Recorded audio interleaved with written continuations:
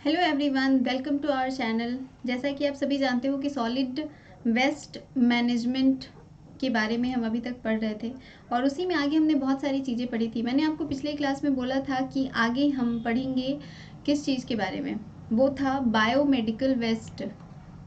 Biomedical waste के बारे में पढ़ने के लिए हमने कहा था और बायोमेडिकल वेस्ट के बारे में हम देखेंगे क्या चीज़ें। तो भारत का राजपत्र, इसमें कौन कौन से रूल्स हैं बायोमेडिकल वेस्ट के लिए, क्योंकि ये रूल्स से क्वेश्चन जरूर रहेंगे ही रहेंगे। और मैं सभी को बोलूँगी कि वो पर्यावरण, वन और जलवायु परिवर्तन मंत्रालय का जो अपना वेबसाइट है उस वेबसाइट पे जाइए और वहाँ पे ये सभी आपको मिल जाएंगे। ऐसा नहीं है कि मैं कहीं और से लेकर आई हूँ, ये PDF आपको वहाँ से मिल जाएंगे और इसे डाउनलोड कीजिए, अपने पास रखिए। और या फिर अगर वहाँ से आपको नहीं मिल रहे हैं तो आप हमारा टेलीग्राम ग्रुप ज्वाइन कर लीजिए, वहाँ पे हम आपको इसकी PDF प्रोवाइड कर देंगे। इसको पढ़ना सबसे ज़्यादा ज़रूरी है वेस्ट मैनेजमेंट रूल्स के लिए, क्योंकि इससे क्वेश्चन रहेंगे ही रहेंगे। ठीक है, तो चलो एक एक करके हम देख लेते हैं क्या है। ये जो अधिसूचना है ये जारी की गई थी 16 मार्च 2018 को। ठीक है, और ये किसके अंतर्गत जारी की गई है, तो ये पर्यावरण संरक्षण अधिनियम 1986। ठीक है, पर्यावरण संरक्षण नियम 1986 में बनाया गया था और इसी नियम 5 के उप नियम 4 के अंतर्गत 1986 में धारा 3 की उपधारा 1 और 2 के अंतर्गत ये सारी चीज़ें बनाई गई थी, जो 28 मार्च 2016 से लागू हैं। ठीक है, और इसके बाद और भी रूल्स आए हैं, 2019 में भी आया है लास्ट, वो भी हम देखेंगे कौन कौन से रूल्स हैं। लेकिन ये बायोमेडिकल वेस्ट का अलग रूल है जिसके बारे में हम देखेंगे। म्युनिसिपल सॉलिड वेस्ट के लिए 2003 में रूल आए थे, वो देखेंगे हम। इसके अलावा हजारदस वेस्ट के लिए 2018 और 2019 इसमें उसके रूल्स आए हैं। ई वेस्ट मैनेजमेंट का रूल आया है 2019 में, तो वो सभी हम एक एक करके देखेंगे कि उनके क्या रूल्स थे। ठीक है, जैव चिकित्सा अपशिष्ट प्रबंधन संशोधन अधिनियम 2018 इसे हम कहते हैं। ठीक है, और ये एक्चुअली पहला जो नियम था 2016 में आया था और इसी के बाद इसी को मूल नियम कहा जाता है। तो आपको याद रखना है कि जैव अपशिष्ट प्रबंधन के लिए 2016 में पहला नियम आया था गवर्नमेंट का और उसके बाद 2018 में आया है दूसरा नियम। ठीक है, 2019 में भी आया है, लेकिन वो बायो मेडिकल वेस्ट के लिए नहीं है, वो अलग अलग वेस्ट के लिए अलग अलग समय में रूल्स आते रहे हैं। अब इसमें देख लेते हैं कि इसमें क्या क्या कहा गया था। नगरीय ठोस अपशिष्ट प्रबंधन और हथालन 2000 शब्दों में लिखा गया है बेसिकली, और ये 2016 के नियम में इसको बताया गया है। अब देखो इसमें आगे और क्या चीज़ें दी गई हैं। परिसंकट में अपशिष्ट प्रबंधन, हथालन और सीमा परिय संचालन नियम 2008 कोष्ठकों और अंकों के स्थान पर परिसंकटमय और अन्य अपशिष्ट प्रबंधन एवं सीमा परिय संचालन नियम 2016 बनाया गया है। देखो ये सब तो है कि कौन सा रूल कब आया, ये सारी चीज़ें यहाँ पे दी हुई हैं। ई अपशिष्ट प्रबंधन और हथालन नियम 2011 में आया है। ठीक है, ई वेस्ट के लिए कब आया है, 2011 में। तो ये सब हम अलग अलग देखेंगे, सबका आपको मिल जाएगा। मूल नियम जो थे उसमें 4 नियम कौन कौन से थे, तो इसमें था विश्व स्वास्थ्य संगठन WHO ने से शुरू होने वाली तथा सुविधा में भेजना, मतलब WHO ने जो भी मानक तैयार किया है उसको मानना और उसको सुविधा में भेजना, ये पहला नियम था। दूसरा है विश्व स्वास्थ्य संगठन या स्वास्थ्य परिचर्या कार्यकलापों से उत्पन्न अपशिष्टों के सुरक्षित प्रबंधन संबंधी दिशा निर्देशों और WHO ब्लू बुक।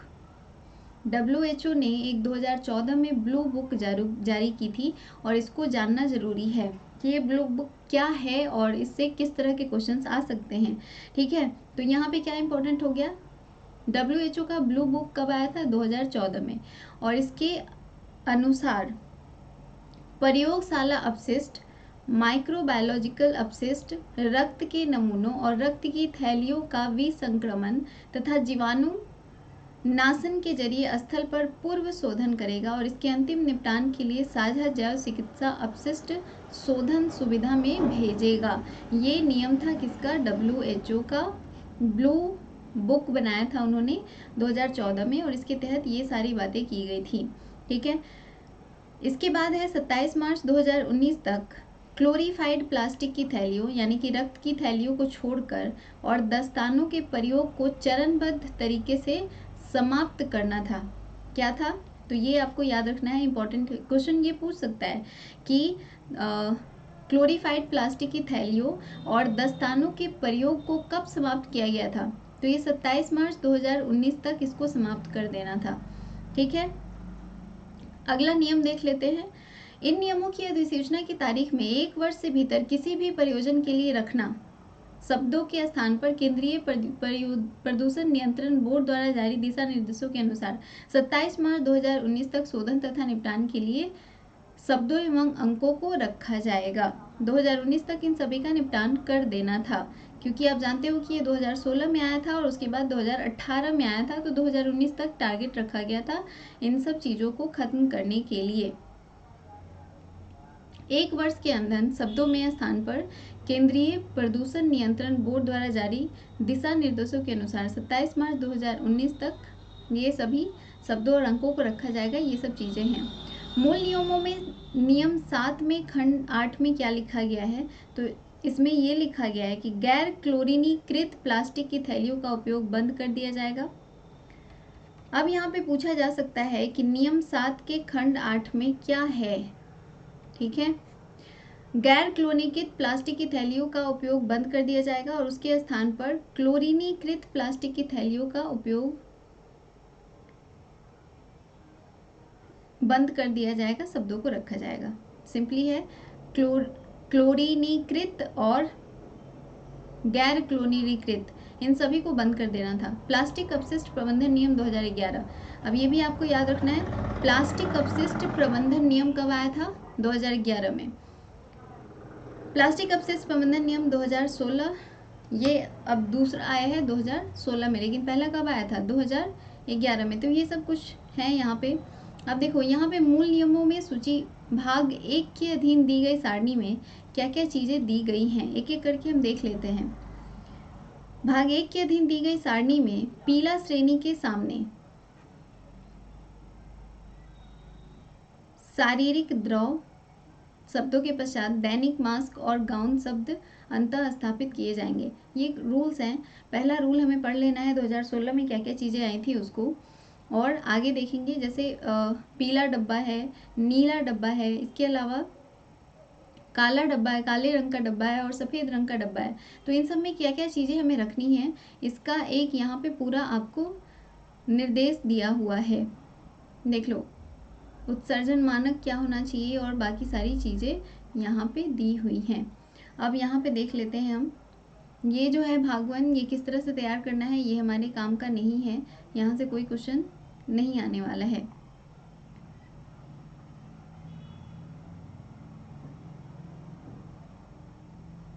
ये सब ऑफिस वर्क के लिए होता है, चीज़ें ऑफिस के काम की होती हैं।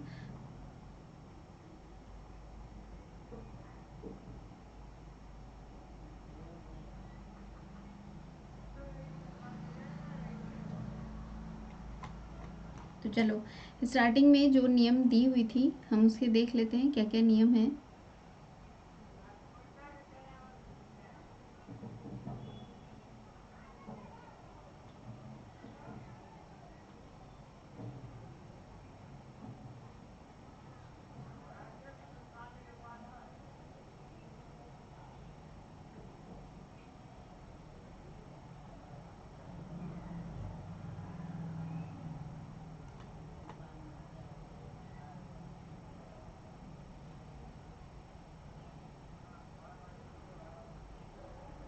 अब देखो यहाँ पे ये जो टिप्पणी दिया हुआ है या टिप्पण कह लो, उपरोक्त सेवाएं उन स्वास्थ्य देखरेख सुविधाओं के मालिक पर लागू है जो या तो टर्मिनल पर मल जल शोधन संयंत्र रहित मल निर्यात नेटवर्क से जुड़ी हैं या सार्वजनिक सीवरों से नहीं जुड़ी हैं, उनके लिए अलग रूल है। टर्मिनल सुविधाएं वाले सार्वजनिक सीवरों में निसारण हेतु पर्यावरण संरक्षण अधिनियम 1986 के अंतर्गत मानक लागू होंगे। सिंपली आपको ये यहाँ पे ध्यान रखना है कि कौन से संशोधन अधिनियम कब आए थे और उसमें क्या मेन उद्देश्य था। एक एक करके हम सारे संशोधन अधिनियम पढ़ेंगे और उसको देखेंगे कि उसमें क्या क्या नियम थे, क्या क्या इंपॉर्टेंट चीज़ें थी। ठीक है, तो WHO ने ब्लू बुक कब जारी किया था, तो ये जारी किया था 2011 में। ठीक है, पर्यावरण संरक्षण नियम आए थे 1986 में।